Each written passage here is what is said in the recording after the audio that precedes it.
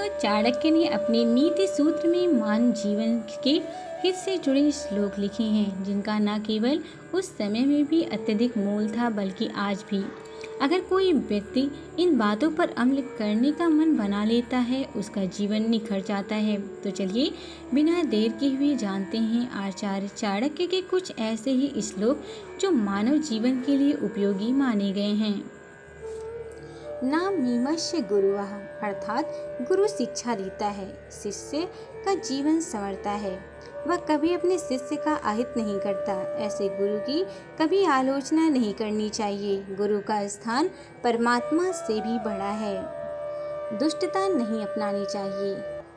खलतुम न पेयात अर्थात दुष्ट व्यक्ति निकम्मा होता है, चुगलखोर होता है, दूसरों का बुरा चाहने वाला होता है, भोग विलास में लिप्त रहता है, वह कभी भी धोखा दे सकता है। अतः ऐसे व्यक्ति की संगत कभी नहीं करनी चाहिए और उसकी दुष्टता को भी कभी ग्रहण नहीं करना चाहिए और साथ ही झूठ से दूर रहें। नृत्यपातकम परम अर्थात झूठे व्यक्ति को सदैव दुखों का सामना करना पड़ता है। झूठ के द्वारा वह दूसरों को ही कष्ट नहीं पहुंचाता, स्वयं को भी दुखी करता है। दुष्ट व्यक्ति का कोई मित्र नहीं होता है। नास्ति खलस्य मित्रम दुष्ट व्यक्ति स्वभाव से ही नीच होते हैं और सदैव नीचता के कर्मों में लिप्त रहते हैं।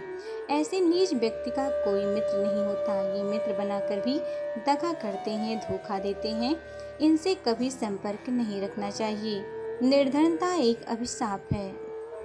लोक यात्रा दरिद्र बाधते संसार में निर्धन व्यक्ति का आना उसे दुखी करता है। निर्धनता एक अभिशाप है।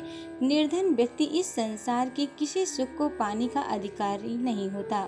इस कारण सभी उसका साथ छोड़ जाते हैं। इसीलिए मनुष्य को सर्वप्रथम अपनी निर्धनता को दूर करने का उपाय करना चाहिए। दानवीर ही सबसे बड़ा वीर होता है। अतिसूरो दान सूरः अर्थात संसार में जो याचक को दान नहीं देता वह निकृष्ट और कायर है। वास्तव में वह मृतक समान है। कवि रहीम ने कहा है, रहीमन वे नर मर चुके जो कुछ मंगाई जाए, उनते पहले वे मुए जिन मुख निक्षत नाई। भाव यही है कि जो मांगते हैं वे तो मरते हुए ही हैं, क्योंकि निर्धनता वैसे ही ऐसे लोगों को जीते जी मार देती है, परंतु जिनके मुख से दान देने के लिए नहीं निकलता वे उनसे भी पहले मरे हुए के समान होते हैं।